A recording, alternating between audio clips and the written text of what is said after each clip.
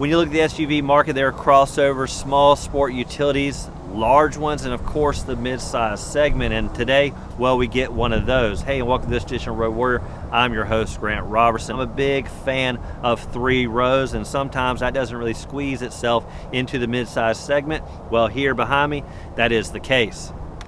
This week's offering is the 2015 Toyota Highlander. I remember when the Highlander first came out. Well, it's not exactly what you see here, more specifically the 3 rows. Now, what we like about this vehicle is that it really kind of goes up with the Grand Cherokee that we test drove 1,000 times and really want the offerings that this vehicle has with that 3rd row. True people that stick with the Grand Cherokee say, well, that's not what it's all about. Well, for this Highlander, that's truly what it's all about, delivering enough occupancy for the whole family.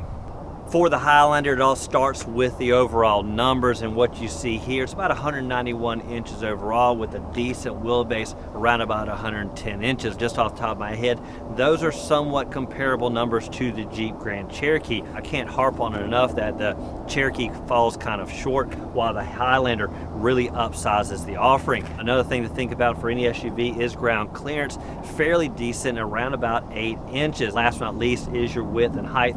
The height just under 6 feet, the width just over. For 2015, the Highlanders had a little bit of refinement, and where you're going to see it is really right up front. I call it grill warfare, and for this mid-size segment, well, it's got a full-size front and center called that trapezoid grille. What I really like, something you find similar on the Ford Explorer, is the wraparound headlight. What that does is give you a really dramatic front end and really sets it apart from the competition. The Grand Cherokee touts its off-road prowess, and well, the Highlander could do just the same, but in my opinion, why would you go off-road when you got a beaten path just the same? Now, what you're going to notice to help with the dings on the paint has to be the lower fascia that goes all the way around the vehicle, over the wheel arches and of course up front. What you'll see on the haunches, which is around the fenders, is they're flared out just a little bit more for 2015, give you a little bit more kind of stance when you're going down the road. As for the tires, this vehicle is sitting on standard 18-inch wheels, but 19-inch are an option depending on trim. Last but not least is there's not a lot of ground clearance here. It has decent height, but one thing that's going to help with it is these side step rails. What I must admit is it does have kind of a low prowess to the ground, and these kind of weren't needed. Pretty much around the whole entire vehicle is body color, again with a little bit of black accent down low. When you get to the kind of big game up top, you're going to notice chrome accents pretty much all the way around. I like the fact on this particular model you do have body color handles, so we're minimizing chrome to a degree, but you do see it up here on this top rail and really kind of adorning the windows. With any big SUV like this, you can deliver a lot of people on the inside, but it's got to deliver under the hood. Now, what you have on this particular model is the V6 power, 3.5 liter. Now, it's going to deliver around about 270 horses. That's exactly what you need when you've got such gargantuan numbers. If you want to go with a little bit more horsepower, maybe better fuel efficiency, of course, that's going to be a 2.7 liter 4-cylinder. Now, that's going to be decent horsepower, around about 185, but to me, the V6 is where it's all about. Now, both engines are coupled to a 6-speed automatic.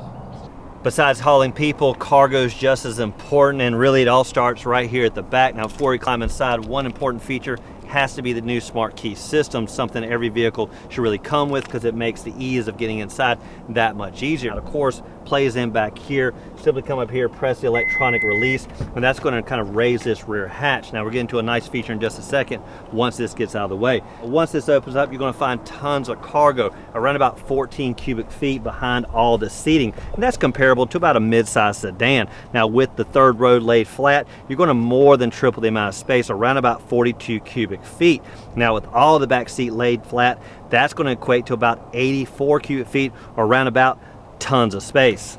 Now, to lay the seats flat is really made simple. After all, back here, it's not a long stretch to get to this back seat, and it's really right here on this rear handle. You're going to pull that, and it's going to tumble forward with ease. Now, again, when that's laid flat, you're really getting one huge cargo area, and with the versatility of how it's designed, really allows you to haul people and cargo in any form and fashion. Now, one thing to look at is really under the cargo floor, and back here, you have a nice little niche, really for adding items in here that maybe you keep in the car all the time. Now, to close the rear hatch, simply press the button right here, but something the vertically challenged may say is kind of a stretch. Once this lowers, one thing to think about is this rear glass, something a lot of SUVs are forgetting about making access, but here on the Highlander, it really works out well. even with the rear windshield wiper in place, this glass actually still pops open. And what that allows you to do is put big items and stretch them out here, like lumber or anything that is too big to go on the inside can go right out the rear window.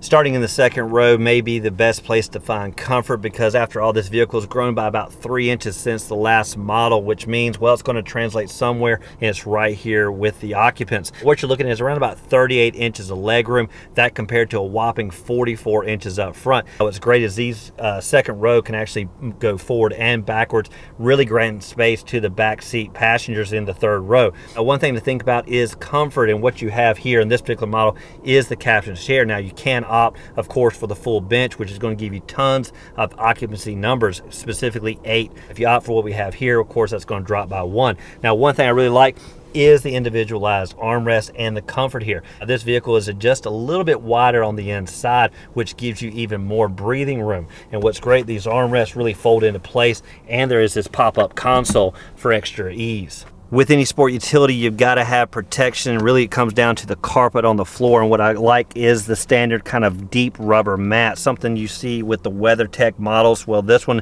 really allows you to protect the carpet long term, even right down to the second row, right through the middle, and everywhere in this vehicle is covered with this heavy cladded rubber. Now, to keep this vehicle cool, because there's pretty much glass all the way around, one thing that helps with that is the side shades built into these doors. You pull it up and it's really going to kind of decrease on these hot days, but not to mention there's great climate control in this vehicle with tri-zone 2 up front, and this one back here really cools down the vehicle with ease. Now, for third row access, really where it starts is right here in the second row. Now, first thing is the legroom back there, around about 27 inches. And again, with the travel of these seats, that's going to increase, in my opinion, to around about 30, and fairly decent. One way to move these seats is right up here, the typical bar. That's going to bring these forward and backward. But another way to do it is there's a lot of levers here on the side. And one way is right here. It's going to tumble it forward and slide this. And that's going to give you decent access, nice stepping area, really gaining back to the back seat. Now, another thing to think about is really when you're making cargo, and it's a 2-system kind of process. You already pull the handle, then you're going to tumble it forward right here, laying it flat. This could be helpful when you're running big items through here, or really transforming this area from people to cargo. Climbing to the pilot seat, the first thing you'll notice is really, again, the wide seating, and it really helps with the overall comfort, the plush leather. And one thing I really liked is the dual zone temperatures just for the seating. Now you have heating and cooling, both 3 different settings. When you look at the dash, you're typically going to look for your vents, maybe your electronics. Well, one thing we found here was a nice little shelf kind of niche area. Now, what we put up here was our phones and some other little items we tucked out of the way. Sure, there's other vehicles, you can put that anywhere else, but this tray really helped out. Even better is you find a place for your sunglasses to kind of be tucked away. Now on the shelf, you're going to find this little niche for your phone, and what this is kind of a place where you can pull it up, run your cords through the USB down below. Really a nice place to store your items when they're charging. When you finally do get a chance to look at the innovation, you're going to see it right there front and center on the dash, the huge touchscreen system with a few minimal buttons on the side. And really what's great is the innovations that's built into this, and of course the touchscreen access. Below that is your dual climate control up front, really minimized buttons, nice dialing in specific temperature settings. Now even better is you do have the rear control. You can turn it off or on depending on if you want the backseat drivers to be able to access it themselves. Now climate control is built in around this vehicle, and where you're going to notice it again is the heated and cool seats up front, plus the second row has that just the same. When you're looking to hide those valuables in the open parking lots, look no further than the center console. Now it's got these roll-away open lids here to really tuck out of the way and grant you lots of access. Now that's going to be plenty of storage to store your purse or any valuables, and it's got to have a 2-tier system with an upper tray and a lower area. On the steering wheel, it's going to be your typical controls. Over on the right, it's going to be for accessing the digital readout between the speed and tachometer, while on the left side, it's going to be for your audio selection and your voice prompts for your phone access. Way down on the left, it's going to be some other buttons you may need to get used to. Last but not least has to be the amount of glass in this vehicle, which equates to a lot of good visibility, of course, up front and panoramic all the way around. But one last thing has to be up above, really the ability to look at the stars.